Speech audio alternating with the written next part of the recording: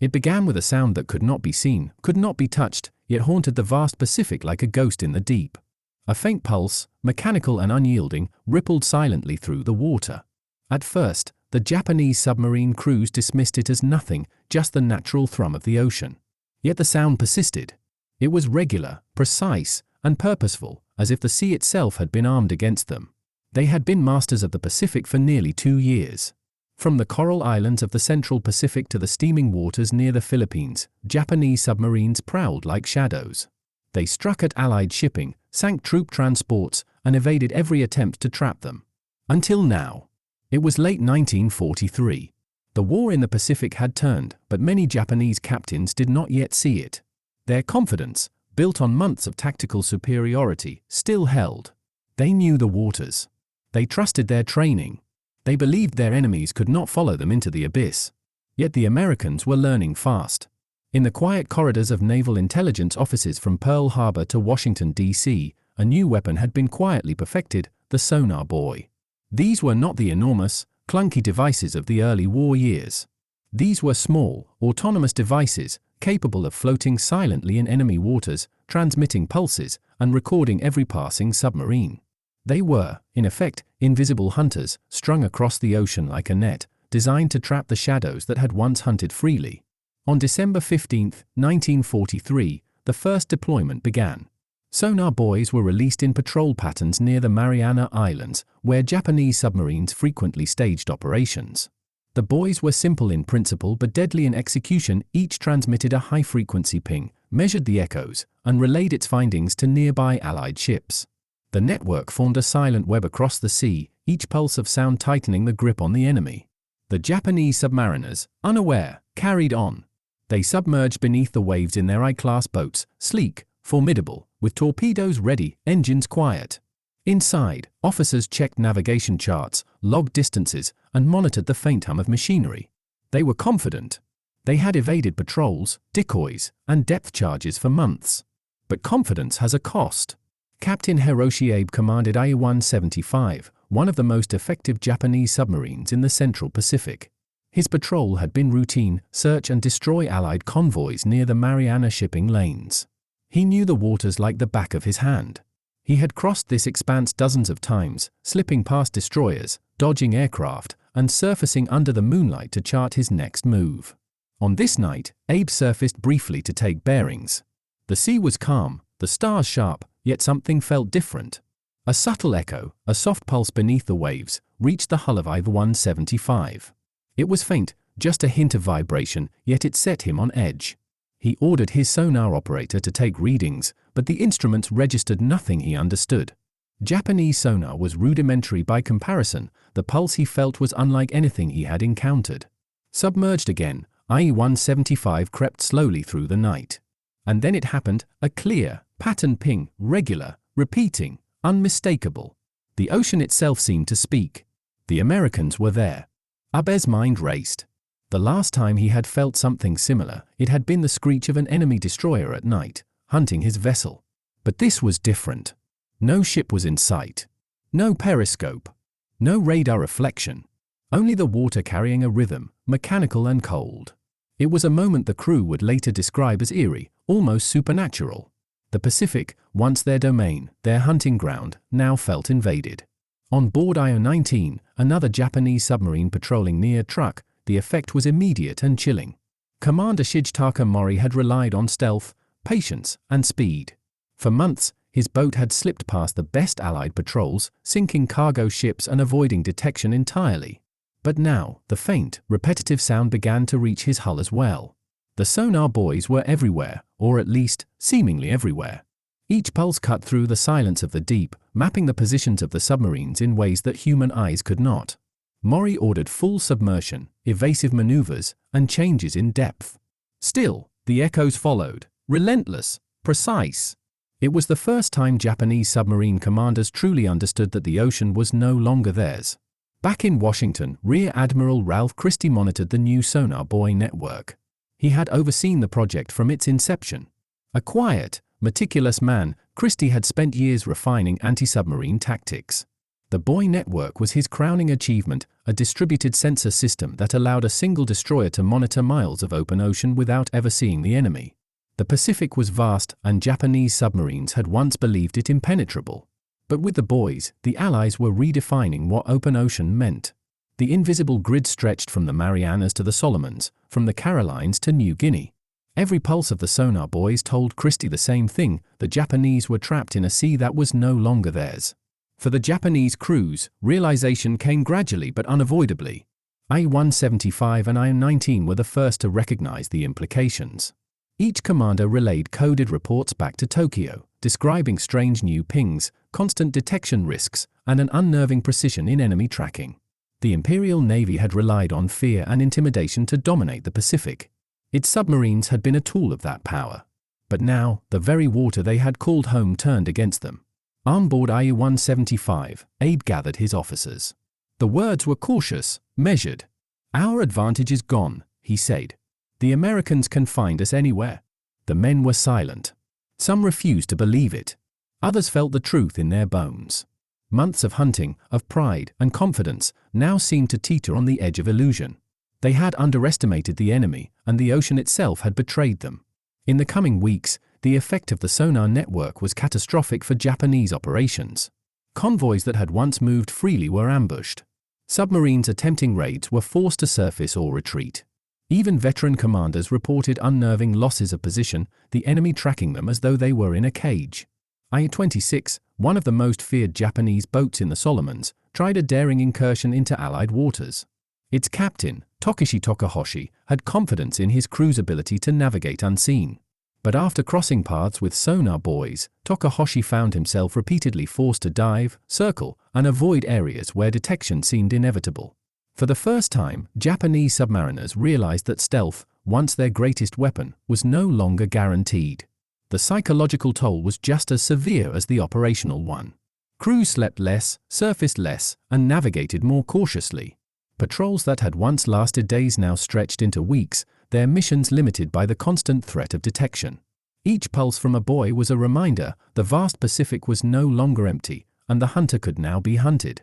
Some officers began to anticipate the strategy of the Allies with a new urgency. They calculated the deployment of the buoys, trying to find gaps in coverage, only to discover that the Americans had already accounted for the most likely avenues of attack. Every evasive maneuver, every silent drift, every midnight course change, all was anticipated and mapped in advance. The Pacific, which had once seemed endless, was now a labyrinth. Meanwhile, Allied intelligence celebrated quietly. Sonar buoy deployments had achieved a breakthrough beyond expectation. With relatively minimal resources, they had transformed the theater of war. Destroyers no longer had to chase Japanese submarines blindly, the ocean itself became a sensor grid. But Christie and his team knew this was only the beginning. The buoys would continue to be refined, made smaller, harder to detect, and capable of relaying data across hundreds of miles. The message to the enemy was unmistakable: the seas were no longer safe. For the Japanese, it was a bitter revelation: the war was no longer fought only with steel and torpedoes. Now it was fought with knowledge, with information, with technology that turned the very element of water into a weapon. The turning point came during early 1944. I-175 attempted a night incursion near the Mariana supply routes. The crew navigated carefully, relying on prior intelligence and charts. Yet within hours, the faint pinging of sonar buoys revealed their presence. They maneuvered desperately, diving deep and changing course repeatedly, yet every movement was anticipated. Abe realized, fully, the truth: no submarine could now travel freely in the Pacific without encountering detection. The advantage of surprise, the very cornerstone of Japanese submarine tactics, had been shattered. On the bridge of IR-19, Commander Mori recorded in his log a similar realization: the sea we once ruled is no longer ours. The enemy waits in silence. We are no longer hunters, we are prey. It was a statement that would echo across every Japanese command post. The Pacific was no longer their ocean. The US Navy did not stop there. Following initial buoy deployments, sonar networks expanded. Strategic choke points, supply routes, and operational theaters became monitored. Submarine commanders learned to respect the invisible lines, to anticipate detection, and to retreat before engaging. The psychological dominance of the Americans grew alongside the physical. Even the most experienced Japanese captains understood that their freedom to act independently was gone. Every engagement now carried an extra layer of risk, a pulse in the water, a silent watcher in the deep. It was a moment of reckoning. By mid-1944, historians would later mark these operations as the beginning of a profound shift in submarine warfare in the Pacific. The Japanese Imperial Navy, which had once moved like shadows through an empty ocean, found its movements constrained by the very element that had once been its ally. For the first time, the submarine crews truly understood the tides of the Pacific had turned. Not by overwhelming force, not by open battle, but by technology, ingenuity, and unseen guardians beneath the waves. The sea was no longer free. The hunter had become the hunted. The Pacific Ocean, once a boundless kingdom for the Japanese Imperial Navy, had begun to shrink. Every mile of open water now seemed claustrophobic, haunted by invisible hunters that lurked beneath the waves. In March 1944, Japanese submarines were ordered to disrupt Allied supply lines in the Central Pacific. Captain Hiroshi Abe of IR-175 and Commander Shigitaka Mori of IR-19 were given overlapping patrol sectors. Both men had been celebrated for audacious strikes against convoys and for slipping past enemy destroyers without a single scratch. But now, the mission felt different. On the very first night of the patrol, Abe's sonar operator detected the faintest pulse, the telltale signature of an American sonar buoy. Unlike the sonar of their own navy, which was crude and inconsistent, this device was precise, calculating, and terrifyingly persistent. The crew huddled over their instruments, listening. The pulse repeated at exact intervals, cutting through the depth like a clock ticking in a dark room. Every echo told them a story, where the buoy floated, what lay between it and them, and, indirectly, where they could not go. Abe realized, with chilling clarity, that their old methods of evasion were useless. The ocean that had once protected them now betrayed them. Meanwhile, Commander Mori faced a similar nightmare aboard IR-19. Navigating near the Solomon Islands, he carefully plotted a course between islands, intending to ambush a small convoy. But the sonar pings of American buoys made him second-guess every maneuver. Every route we thought safe, every gap in patrols we once trusted, now carries eyes, Mori whispered to his first officer. The submarine, built for stealth and surprise, felt suddenly exposed. The Japanese naval doctrine had once prized boldness, surprise, and confidence in the vast ocean. Now, those same qualities could lead to instant detection. A single miscalculation meant depth charges, loss of vessel, or death. The psychological effect on the crews was immediate. Men who had spent months training to remain calm under depth charge attack now spent hours straining to interpret sonar signals. Sleep became a luxury, tension became constant. Even veteran submariners admitted later that the presence of the buoys created a creeping dread, a sense that the Pacific was no longer their own. Across the theater, the Allies observed results with growing satisfaction. Destroyers and escort carriers began to report unusual enemy behavior. Japanese submarines, once aggressive and bold, were now timid, retreating at the first sign of contact. The buoy system was working, not by force of arms, but through control of knowledge and awareness. The ocean, silent and unyielding, had become a tool of strategy. Yet the Japanese high command was slow to grasp the magnitude of the problem. Reports came in, but many senior officers dismissed them as anomalies. Enemy trickery, they called it. Some blamed inexperienced sonar operators. Few understood that the Allies had fundamentally altered the balance of power beneath the waves. By April 1944, the consequences of this unseen trap were undeniable. IR-175, under Abe, attempted an attack on an Allied convoy. Using traditional tactics, he maneuvered to a position he had once considered perfect. But as he approached, the sonar buoys detected him. The convoy's escorts responded with precision. Depth charges exploded near the hull of IR-175, shaking the submarine and sending cold water and shrapnel through its decks. Abe had no choice but to dive deeper than ever before, abandoning his attack. I realized that the ocean was no longer ours, Abe wrote in his log. We could no longer operate freely. Each decision could be our last. Mori experienced the same revelation aboard IR-19. His crew had plotted an intercept route to sink an Allied cargo vessel near Truk, only to be forced into evasive maneuvers hours before contact. Every calculated approach was anticipated. Every gap was covered. The sense of invulnerability that had guided the Imperial Navy's submarine operations was gone. The Americans had achieved what no surface fleet had managed, control of the undersea domain without ever firing a single torpedo at the enemy. By combining sonar buoys with radio intelligence and long-range patrols, the Allies had effectively transformed the Pacific from a hunting ground into a monitored grid. For the Japanese, the realization was brutal. Submarine captains began restricting patrols, shortening operational windows, and avoiding known Allied shipping routes altogether. Aggressive attacks became rare. Each submarine became cautious, defensive, and fearful of every shadow. The change was subtle but profound. The ocean itself, which had been their ally, now dictated behavior. In early May 1944, Abe was ordered to attempt a daring incursion near the Marianas. It was considered a high-risk, high-reward operation, a chance to strike against fuel shipments critical to Allied advances. Inside IA-175, the crew was tense. The sonar operator reported multiple pings in unexpected patterns. Buoy activity suggested Allied anticipation of their approach. Abe realized that the Americans had studied their patrol habits, predicting their movements. He attempted to evade, diving deep, changing course, and running silent. But every adjustment brought a new echo, a new pattern to track. The relentless presence of the sonar buoys ensured that his actions could be interpreted, anticipated, and countered. By the time the submarine retreated to safer waters, Abe knew that the ocean that had once belonged to them had vanished. Maury's patrols in the Solomons mirrored this experience. Every route, every ambush, every safe corridor was compromised. His crew, once proud and confident, moved like shadows haunted by unseen eyes. Some officers attempted to innovate, to create countermeasures. They experimented with decoys, irregular courses, and deep water evasions. Yet each tactic was met with partial success at best. The buoys, small and quiet, seemed always one step ahead. The psychological strain on crews cannot be overstated. Submarine service had always been among the most grueling postings, claustrophobic conditions, long patrols, and constant danger from depth charges. Now, an invisible, omnipresent threat compounded every hardship.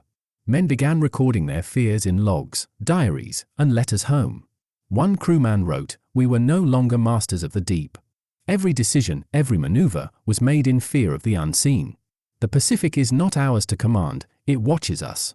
American officers, observing the effects of the buoy network, were cautiously optimistic. They understood that a technological advantage, if maintained and expanded, could shift the balance of the Pacific. But they also knew that Japanese crews would adapt, as they always did. Still, the psychological advantage was decisive. Japanese submarines now moved with hesitation, avoiding engagement when once they would have attacked boldly. Allied shipping became safer, and the tide of supply and reinforcement shifted unmistakably in favor of the United States. By late May 1944, the effect of sonar buoys extended beyond the Central Pacific. Japanese commanders reported unusual losses and forced retreats even near the Philippines and New Guinea. Buoys had effectively created invisible fences that hemmed Japanese submarines into predictable corridors. It was clear that freedom of movement had ended. The once mighty Hunter had been outmaneuvered without a single ship-to-ship battle. The lessons were harsh. The Japanese Imperial Navy learned that technology and intelligence could neutralize skill and experience. Submarine crews had once prided themselves on cunning, audacity, and independence.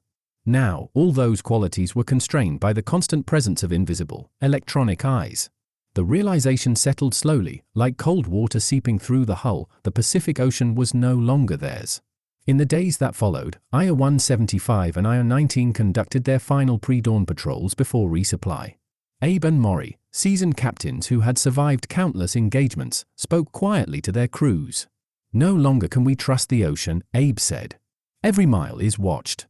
Every maneuver calculated. We must adapt, survive, and hope that our courage is enough." Maury, similarly, recorded in his log, "The enemy's reach extends through the waves. Our domain is contested. The hunter has become hunted." It was a sobering recognition, the kind that marks the turning point of war. The dominance of a single force, once taken for granted, can vanish almost overnight with ingenuity, persistence, and a refusal to fight by old rules. By early June 1944, the Japanese submariners understood a bitter truth: the vast Pacific, once their unchallenged kingdom, was no longer a refuge. Every maneuver, every dive, every calculated approach could be observed by eyes they could neither see nor touch. Captain Hiroshi Abe, aboard IA-175, had been ordered to intercept Allied supply convoys moving toward the Marianas.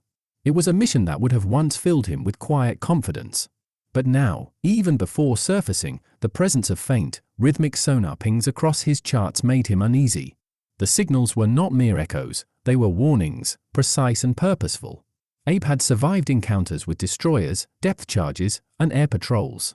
He had evaded radar sweeps and submerged beneath stormy nights. Yet these small, floating buoys, no larger than a man's torso, rendered every past tactic inadequate. The first contact of the patrol was almost anticlimactic in its inevitability. I-175 detected an Allied convoy near Saipan. The crew prepared torpedo tubes and plotted intercept courses. Abe carefully calculated depth, speed, and angle. But the sonar pings returned before the first torpedo could be fired.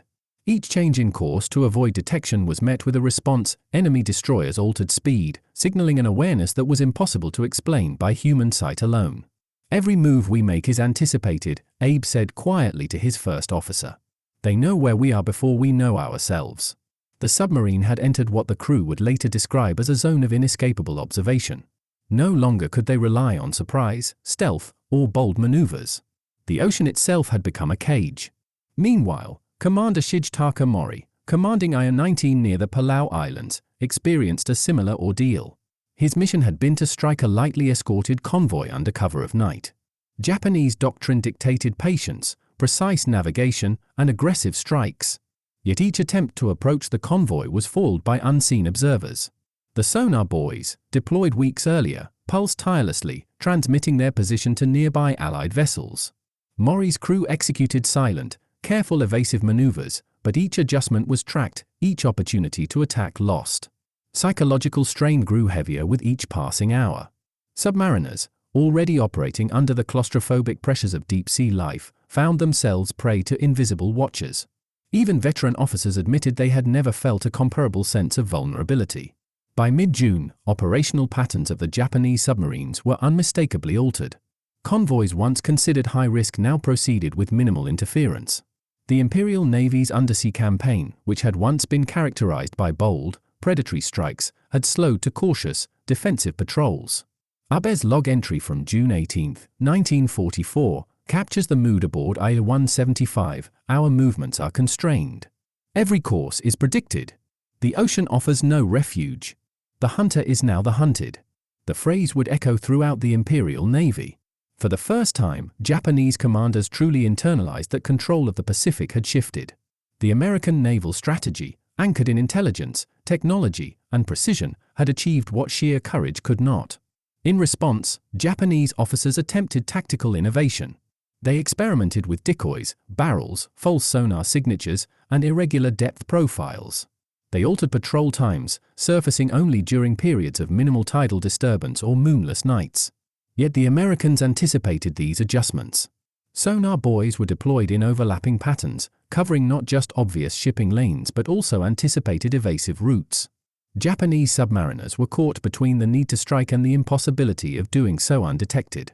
Abe and Mori both reported incidents of near detection, where a single miscalculation would have resulted in catastrophic loss. Depth charges exploded nearby, sending shrapnel through the water and shaking hulls that had once been impervious to panic. The psychological effect was compounded by exhaustion. Submarines operated under extreme conditions, confined spaces, limited fresh air, heat, and humidity that could reach unbearable levels. The additional strain of constant sonar vigilance pushed crews to the brink. Sleep became fragmented, with men rotating shifts to monitor instruments. The constant awareness of unseen threats created tension that became almost physical, a weight pressing down on every officer and enlisted man aboard. Mori's log records the toll vividly: men move with hesitation. Even the experienced hesitate to take initiative. Fear now governs the choices once made with skill and confidence. This hesitation, though subtle, had operational consequences. Convoys escaped attacks, supply lines remained intact, and Japanese submarines missed opportunities that might have altered strategic outcomes. Across the theater, American commanders began to note patterns. Submarines that once engaged aggressively now avoided confrontation. Attack rates dropped, while reconnaissance and patrol times became predictable. The sonar buoy network had not destroyed the enemy physically, but it had done something arguably more decisive: it had altered enemy behavior. Control of the undersea battlefield had shifted without a single conventional engagement. Abe, recognizing the shift, convened a meeting with his senior officers. For the first time, the discussion was not about tactics, but about survival. "We no longer strike at will," he said. "We move cautiously, reactively. Every choice carries risk unseen. This is not the ocean we knew." Maury's reflections aboard IE-19 mirrored this realization. His crew, once confident and methodical, now navigated like hunted animals. The Americans, for their part, continued to expand the network. Buoys were refined to detect changes in depth, movement, and even small variations in the acoustic signature of enemy vessels. Ships in the vicinity could triangulate positions with incredible precision. Japanese submariners were increasingly aware that the game had changed. Speed, stealth, and audacity no longer guaranteed survival. Every mission became a test of patience, endurance, and luck. WWII 175 was forced to retreat from a high-value convoy in late June. The sonar network had anticipated their approach. Depth charges exploded at calculated distances, forcing the boat to dive beyond safe operational depth. Crew members reported equipment malfunctions, likely caused by the stress of sudden deep dives, and morale suffered. Similarly, Maury's patrols faced continuous frustration. Attack opportunities vanished, replaced by prolonged periods of unease and evasion. Each day at sea now carried the dual burdens of mission and survival, with the invisible enemy ever present. The broader strategic impact was evident. Japanese submarine activity in critical theaters dropped sharply. Allied convoys moved more confidently, resupply missions succeeded, and the balance of naval power shifted gradually but decisively. Even the Japanese High Command began to grasp the consequences.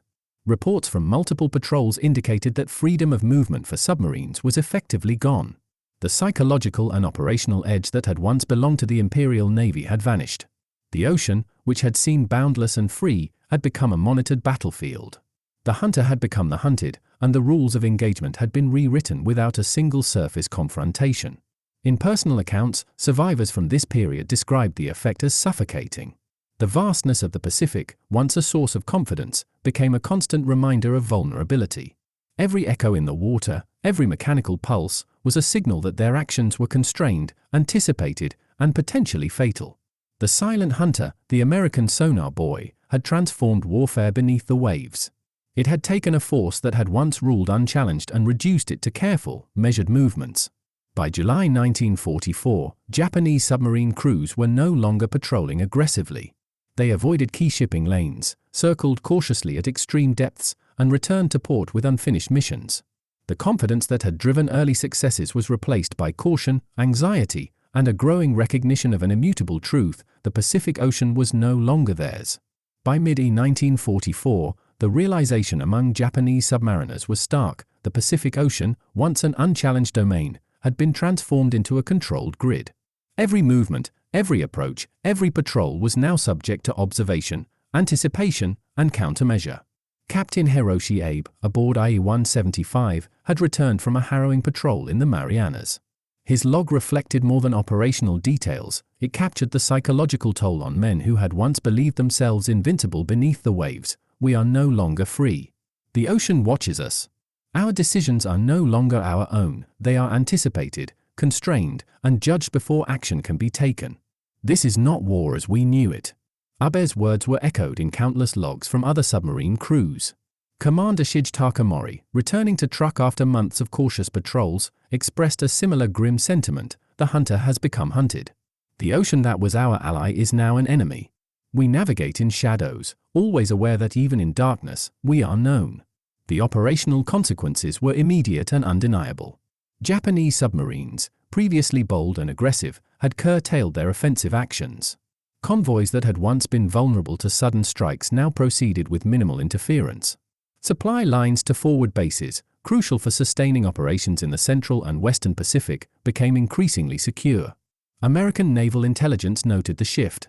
The sonar buoy network had done more than just detect submarines. It had altered enemy behavior, restricting operations without a single direct engagement. The psychological effect on Japanese crews became as decisive as physical loss, demonstrating a new era of undersea warfare in which knowledge and control were as lethal as torpedoes. In the months following the deployment of sonar buoys, Abe and Mori attempted to innovate. They experimented with deceptive maneuvers, false dives, irregular patrol routes, and decoy barrels designed to mimic the acoustic signature of a submarine. Some attempts yielded temporary results, allowing brief windows of operation. Yet, the American strategy adapted in parallel. Sonar buoys were deployed in overlapping grids, ensuring triangulation of any movement. Destroyer escorts could respond immediately, guided by signals from the buoys. Japanese crews found that even innovation was anticipated. Every tactic had an expiration date, every maneuver carried risk. By late 1944, Japanese submarine operations were largely defensive. Patrols were limited, restricted to deep waters away from the primary shipping lanes. Missions that once had clear strategic value were abandoned or postponed indefinitely. The bold, audacious attacks that had characterized early Pacific campaigns were replaced by cautious shadowing and retreat. The shift in operational doctrine was profound. Japanese commanders were forced to reconcile the limitations imposed by unseen technology with the need to fulfill strategic objectives. They faced an unprecedented dilemma: continue aggressive operations and risk annihilation, or accept the ocean was no longer theirs and survive in isolation. Abe wrote in his log, "Our freedom to strike has ended. We exist now only to endure. The ocean is a cage, silent and eternal." The broader strategic implications were equally significant. American forces, benefiting from the intelligence and early warning capabilities of sonar networks, could now plan operations with higher confidence. Supply lines were increasingly secure, troop movements became predictable and safe, and Allied forces gained a decisive edge in the Pacific. The psychological impact on Japanese crews also contributed to the erosion of initiative. Fear and uncertainty became constant companions. Decisions that had once been made with confidence were now second-guessed, delayed, and often avoided altogether. In interviews conducted post-war, surviving submariners recalled the oppressive tension of knowing that even in isolation, they were being watched. The human cost, though invisible, was profound. Life aboard submarines had always been harsh: confined spaces, poor ventilation, limited food, and long stretches without sunlight. Now, the constant pressure of detection and the awareness of vulnerability intensified these hardships. Crews developed chronic stress, insomnia, and heightened anxiety.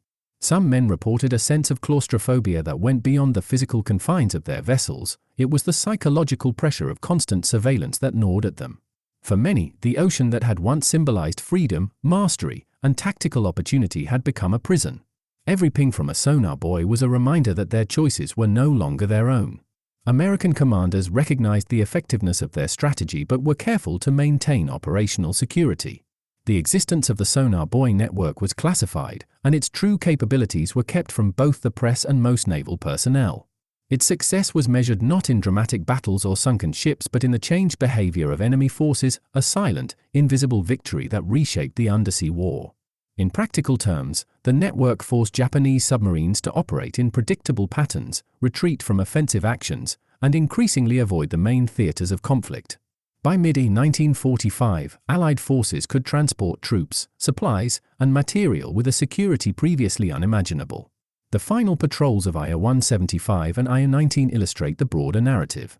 Abe, in his final mission, cautiously observed convoys from extreme depths, avoiding engagement whenever possible.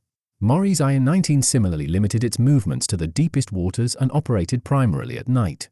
Both captains understood that aggression now carried a near-certain risk of destruction. Their logs, analyzed after the war, confirmed a systemic change. Japanese submarines had been forced to surrender initiative. Where once they had hunted, they now evaded, endured, and survived.